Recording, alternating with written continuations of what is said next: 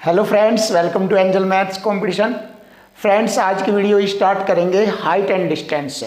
तो आज का टॉपिक हमारा हाइट एंड डिस्टेंस का टाइप सेकंड से रिलेटेड है और इस टाइप सेकंड में हम एक कंसेप्ट लेकर आए हैं आपके सामने, जिसमें 30 डिग्री और 45 डिग्री के कौन से रिलेटेड क्वेश्चनों को हल कराया जाएगा और सभी क्वेश्चन बहुत ही टेक्निकल तरीके से हल कराए जाएंगे। तो फ्रेंड्स, आज के कॉन्सेप्ट को हम बहुत ही अच्छी तरीके से देखते हैं और इसका फिर हम अपने हर क्वेश्चन में, जिसमें 30 डिग्री और 45 डिग्री से रिलेटेड क्वेश्चन बनेंगे, उन सभी को बहुत ही इजी मेथड से करेंगे। तो आइए देखते हैं हम अपना कंसेप्ट। जैसे कि यदि क्वेश्चन के अकॉर्डिंग उसमें 45 डिग्री का कोण आ जाए, जब 45 डिग्री का कोण होता है तो लंब और आधार का जो रेशो होता है 1:1 का रेशो होता है। जब 45 डिग्री का कोण होता है उसमें लंब और आधार का रेशो 1:1 होता है, और जब 30 डिग्री का कोण बनता है तो उसमें लंब का रेशो 1 और आधार का रेशो 3 होता है। और यदि हमें यहाँ से ए से डी की दूरी ज्ञात करनी है तो यहाँ से यहाँ लो √3 में से एक रेशो घटाने के बाद हमें यहाँ से यहाँ तक ए से डी की दूरी √3 - 1 ज्ञात हो जाती है। तो ये हमारा कंसेप्ट है, उसी कंसेप्ट के अकॉर्डिंग हम हर क्वेश्चन इजी से करेंगे। तो आइए देखिए, फर्स्ट क्वेश्चन हमारा पाइथागोरस प्रमेय के अकॉर्डिंग हम क्वेश्चन को इजी बनाते हैं। जब सूर्य का उन्नयन कोण 30 डिग्री से 45 डिग्री हो जाता है, तो देखिए यहां पर हम कंसेप्ट के अकॉर्डिंग एक डायग्राम बनाते हैं। ये हमारा यहां पर सूर्य हो गया।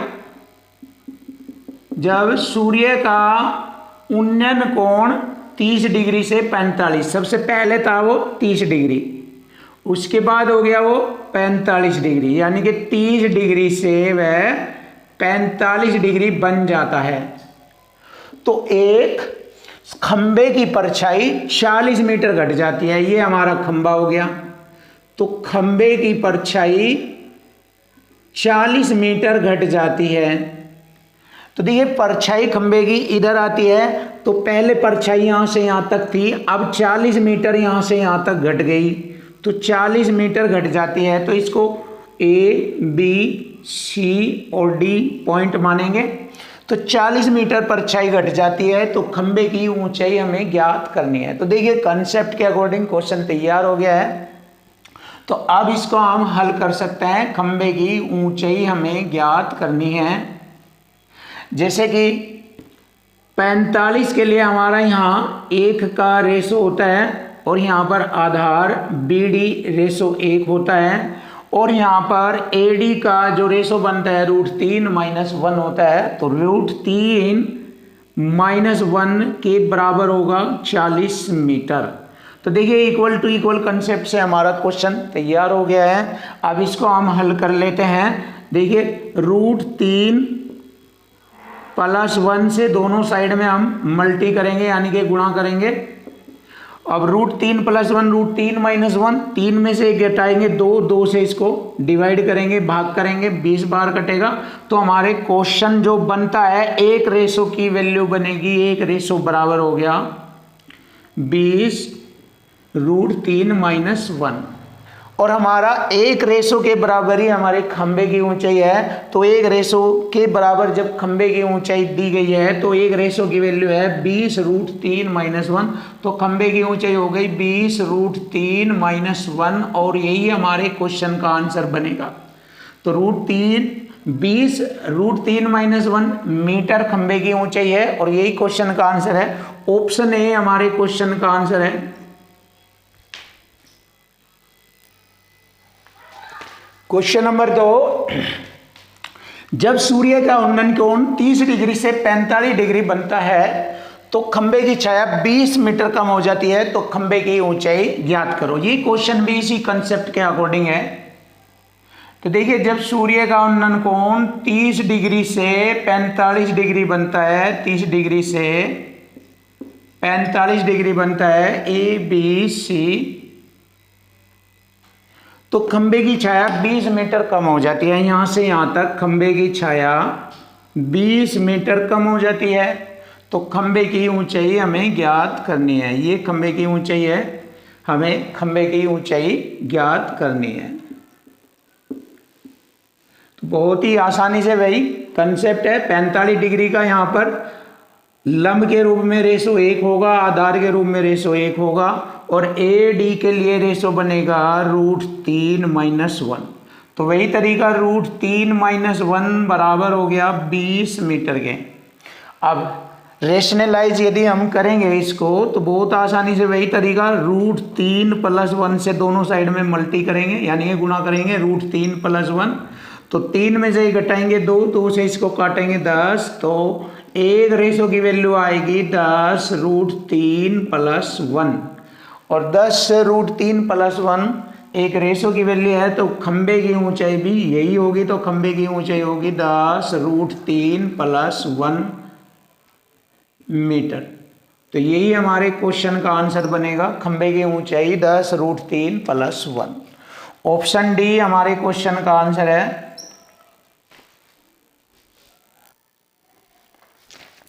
क्वेश्चन नंबर 3 बहुत ही अच्छा और बेस्ट क्वेश्चन आपके सामने। एक प्रकाश स्तंभ की ओर पूर्व दिशा से आ रही दो नावों को इस प्रकाश स्तंभ की चोटी से बने अवनमन कोण क्रम से 45 तथा 30 डिग्री है। यदि इन नावों के बीच की दूरी 200 मीटर है तो प्रकाश स्तंभ की ऊंचाई ज्ञात करें। तो देखिए, एक प्रकाश स्तंभ की ओर, ये हमारा प्रकाश स्तंभ है इधर, और इधर पूरब से दो नाव आ रही है, पूरब से दो नाव आ रही है इधर पूरब से। तो प्रकाश स्तंभ की चोटी से बने अवनमन कोण क्रम से 45 डिग्री, एक कोण 45 डिग्री बनेगा। जैसे कि आप सभी को मालूम है, अवनमन कोण और उन्नयन कोण दोनों आपस में बराबर होते हैं। तो ये हमारा उन्नयन कोण है और यहाँ पर अवनमन कोण बनेगा। तो अवनमन और उन्नयन कोण हमेशा बराबर होते हैं। तो देखिए, 45 डिग्री का कोण बनता है और दूसरे नाव से बनता है वह 30 डिग्री का कोण। देखिए, पूर्व दिशा से आ रही है दो नाव प्रकाश स्तंभ की ओर। ये प्रकाश स्तंभ है, प्रकाश स्तंभ। एक नाव के द्वारा यह कोण 45 डिग्री बनाता है और दूसरी नाव के द्वारा यह कोण 30 डिग्री का बनाता है। यदि इन नावों के बीच की दूरी 200 मीटर है, यहां से यहां तक ए, बी, सी और डी, यानी कि इन दोनों नावों के बीच की दूरी आ गई 200 मीटर। तो प्रकाश स्तंभ की ऊंचाई हमें ज्ञात करनी है। ये हमें ऊंचाई ज्ञात करनी है, प्रकाश स्तंभ की ऊंचाई। तो जैसे कि कॉन्सेप्ट में आपको मालूम है, 45 डिग्री के बराबर यहाँ पर ऊंचाई 1 के रेशो में रिप्रेजेंट होगी और आधार बी डी 1 के रेशो में, और यहाँ से ए डी की जो दूरी है वो √3 - 1 के रेशो में रिप्रेजेंट होती है।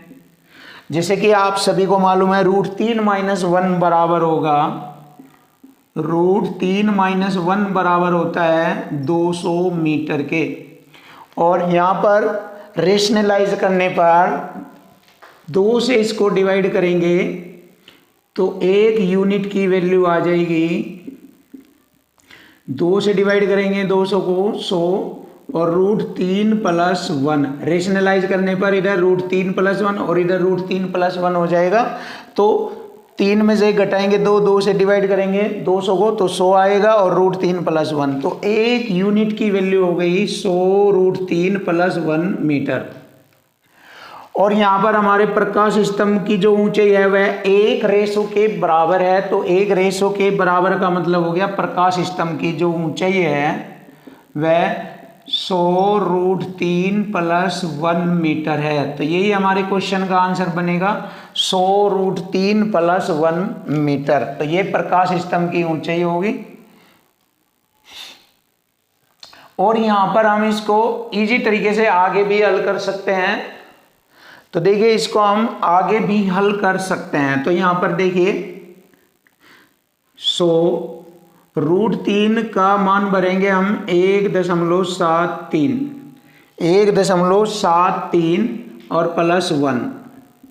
अब हम जोड़ेंगे तो 100 गुणा 1.73 में एक जोड़ेंगे तो 2.73।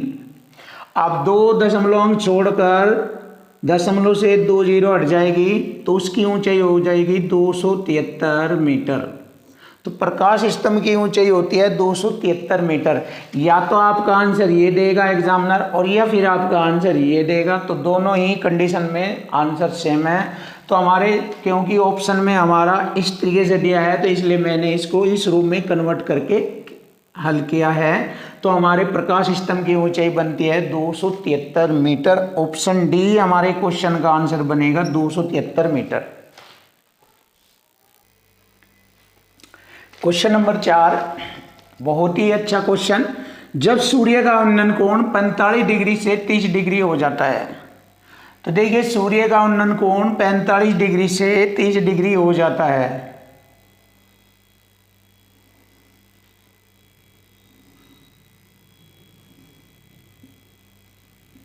पैंतालीस डिग्री से 30 डिग्री हो जाता है। ये यहाँ पर सूर्य होगा,